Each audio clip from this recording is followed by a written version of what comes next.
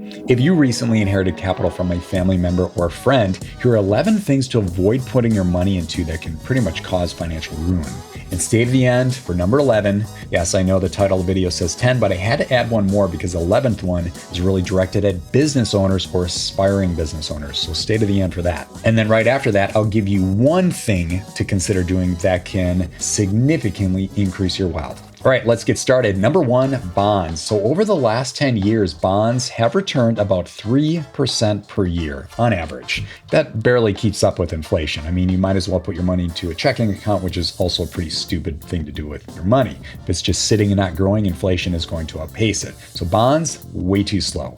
Number 2, crypto. So a lot of large financial institutions recommend about 5% or less of your net worth. I invest in a little bit of crypto, not very much, but I am in the crypto space. And it's definitely less than 5%. But I can tell you this, that crypto is highly volatile. We've seen some crypto coins like Bitcoin and Ethereum. They've done well for people. But a lot of people have also bought those coins at the wrong time and lost a lot of money. And there's some coins at like 50 cents, if not less. And people are getting into these coins thinking they can go to like, $100. $200, $300. Ooh, this is going to be the next Bitcoin. Yeah, no, it's not. So just be very careful. Don't be tempted. You're going to see a lot of stuff on social media over the coming years, if you haven't already, about new coins that people think are going to the moon. And it's like, no, in most cases, you can lose a lot of money. So just be very careful. I definitely like that 5% or less rule that a lot of institutions recommend. All right, number 3, this is based on my own experience. Please learn from my mistake. Whole life insurance. So this is around 2010 or 11 before I created Tykr. And I had a financial advisor at the time who recommended I should get into whole life insurance. So I was paying $400 a month and getting about 6% returns per year. Fast forward to 2015 and 16 is when I created the first version of Tykr, and my returns started just north of 15%. And then over the next year or two, they quickly went to between 15 and 50%. And I still hold those consistent returns to this date. Now, I went back to this advisor and I asked him again, what kind of returns am I getting? And he's like, you're getting 6% per year. Are you kidding me? I'm like tripling that, if not more. You're fired. So I got rid of this guy and I sold that whole life insurance and I went into term life insurance. So instead of paying $400 a month, I went to paying like $30 a month for the same death benefit given its term. So I think I picked up like a 20-year, and I took the difference, the money that I'm no longer putting into that whole life insurance. I decided I'm going to put that right into stocks using Tykr. Well, that significantly increased my wealth because whole life insurance, it's essentially an opportunity cost situation, meaning where could I put that money elsewhere to make it grow much faster? So I have to say this, there's a lot of different life insurance products out there. Probably 2 of the most popular are whole life and term. I do recommend, again, this is not financial advice, but I do recommend term. Find a term that works for you. You're going to pay a lot less, and then take the difference, what you were about to pay into whole life, put it right into the stock market. You're going to build your wealth a lot faster. All right, number 4, penny stocks. So there are a lot of people out there that they don't really know the difference and they get into a stock at 50 cents thinking it's going to $500. Yeah, the chances of that are slim to none. Here are the statistics on penny stocks. So any stock that is $5 or less US dollars, there's a 99.9% chance it will never break out past $5. Why is that? Well, the reason is large financial institutions, those are the big entities that move share prices up and down.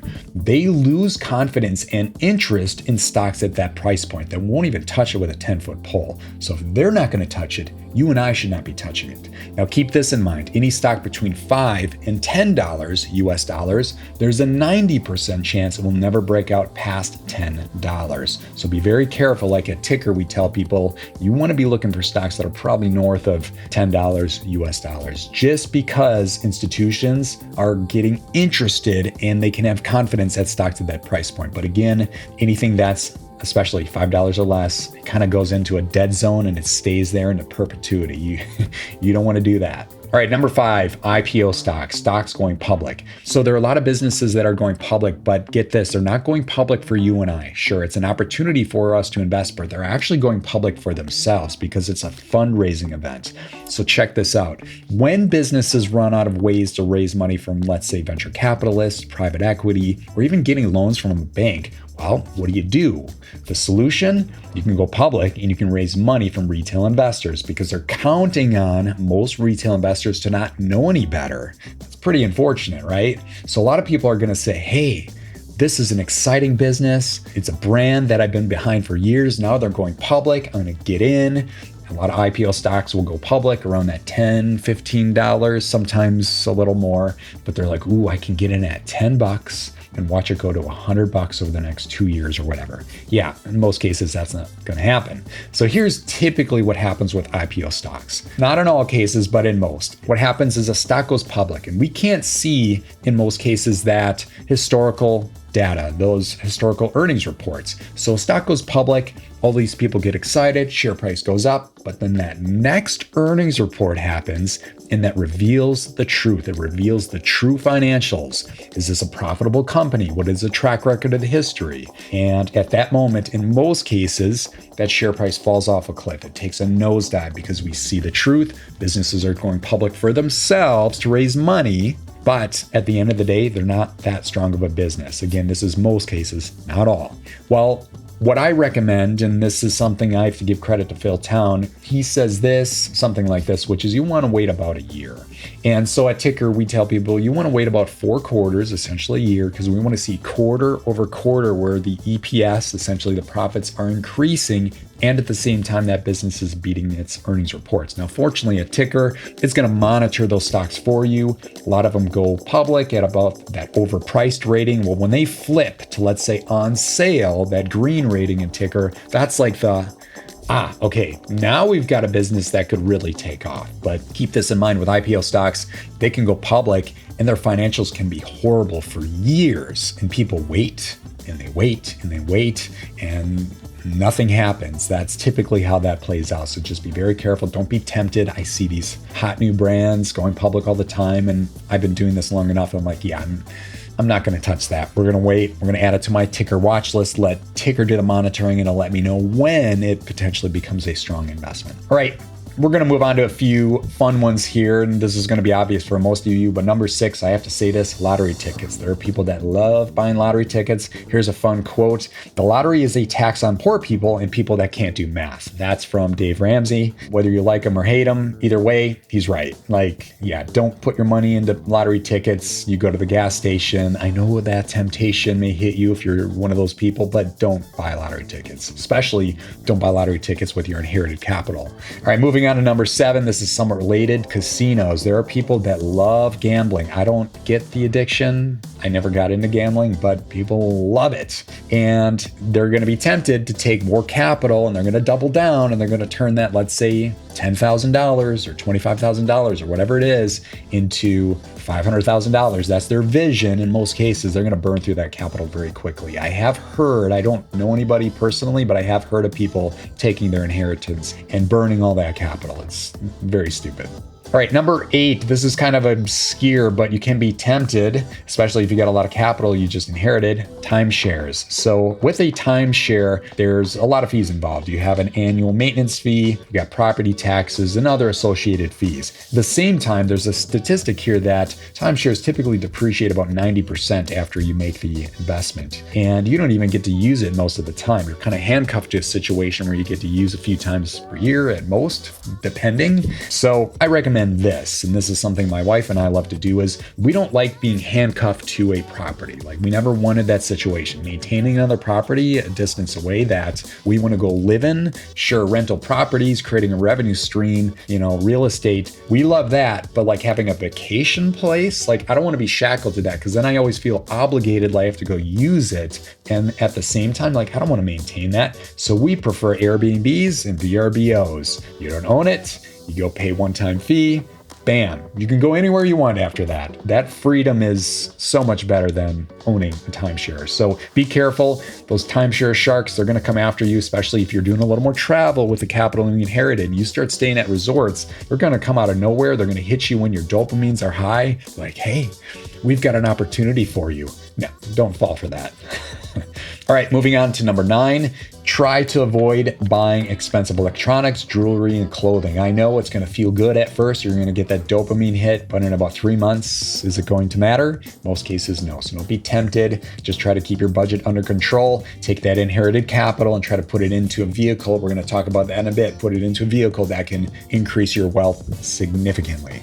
Moving on to number 10, try to avoid buying new sports cars. I know some of you, when you're like, hey, when I get my inheritance, I'm going to go buy that brand new whatever. Try not to do that. I mean, if you go used, that's a better option, but still, it's kind of like the expensive electronics, jewelry, and clothing. Like after a few months, like, is it going to matter? And then you're going to get your first ding on the vehicle, which happens when you're driving around. And then you're going to be like, oh, was it worth the investment? No. And give you the statistics here. Typically, in most cases, a vehicle depreciates about 20% the first year and then 15% every year thereafter. Like, why would you want to own something that's depreciating that fast? Wouldn't you want to put your money into something that's increasing your wealth? Anyway, so try to avoid expensive sports cars. All right, moving on to number 11. I had to add this to the list because I'm seeing more horror stories play out right in front of me. I'm not kidding you. So there are people that want to start a business, yet they don't have a lot of business experience or business acumen of significantly increasing revenue or profits for other businesses, not their own, but for other.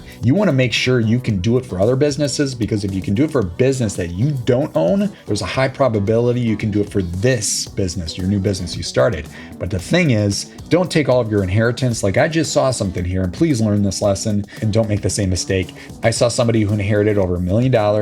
They're like, finally, I can go start my own business. They put it all into that business. They had no business experience and they burned it all in like a year or two. It's ridiculous. Are you kidding me? You could have put that into the S&P 500 and just let it sit and you'd be fine over the coming years. I was so disappointed when I heard that. It's like, what are you doing? So be very careful. And here's some of the statistics. So 9 out of 10 businesses fail in the first year. Like, people find out like, wow, starting a business is hard. Yeah, it's really hard. And then over a 5-year period, 50% of businesses fail. So let's say you make it past the first year and you're 1 out of 2 that actually make it, like, still very low probability of success. So what I recommend is this: you're starting a business, you do not touch any of your family inheritance. We're going to talk about where I would put that money in a second, but do not take any of it, put it in your business. What you want to do is you want to bootstrap. You keep your day job, you start your business on the side, you make sure it's making some money, and as it's growing and getting to a point where maybe it's not matching your previous salary, but it's getting close, that's the moment to jump ship and go full time. But like, yeah, don't take your family inheritance and put it all into your new business idea. In most cases, you're going to burn through that capital. All right, here's what I would do. Again, this is not financial advice, but I'm going to give you some interesting statistics. And yes, I'm going to promote Tykr a little bit here. So there is a study, and I have to give credit to a few of our customers that kind of pointing me in this direction. They're like, Sean, hey, if you invest $100 per week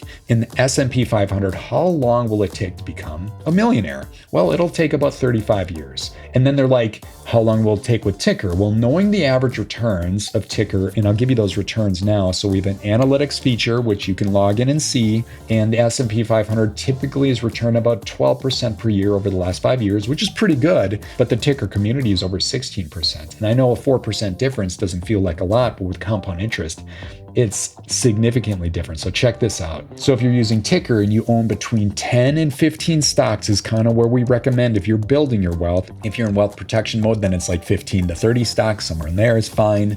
But with Tykr, yeah, 10 to 15 stocks. And if you're getting those returns 16% per year, let's say, in fact, I'm going to kind of round that up to 20 because we got a lot of people that are well north of that. But now the question is, how long will it take to build $1 million portfolio? Well, $100 a week, let's say 20%, somewhere in there, it's going to take you somewhere between like 17 and 20 years. That shows you just $100 a week. Now let's say this. Let's say you inherited a little bit of capital or a sizable chunk of change. Where would you put it? Well, I tell you what, I would find 10 to 15 strong stocks, really strong ratings, put it in the market, put that money to work. The amount of money you can have, I mean, we're talking multi-generational wealth. I'm not guaranteeing this, but multi-generation wealth can be built from that smart decision on its own. Now, if you want to learn all about that and the power of compound interest, you can join Tykr for free. And to kind of wrap this up, if you recently inherited capital or you know that inheritance is coming, hopefully this video provides a little bit of clarity on what to avoid and what to maybe consider. Because I know when that moment happens, there's going to be a lot of questions on where should I put my money. Of course, you would always talk to a financial advisor, maybe give some of the money to him. I would not go into whole life insurance like what I did, but they may recommend some index funds, kind of like the S&P 500, which is totally fine. But you could take a significant amount of that capital, put it into about 10 to 15 stocks, and just see your net worth skyrocket. Again, no guarantees on that. All right, hopefully this video is helpful. Thank you for staying to the end. Please like, subscribe, and share with a friend. Referrals from friends, one of the best ways to build a business. And of course, don't take any of this as financial advice. Hopefully this video was simply giving you perspective on the different investment vehicles out there in the market. Thanks for checking out this video. We'll see you soon. Bye for now.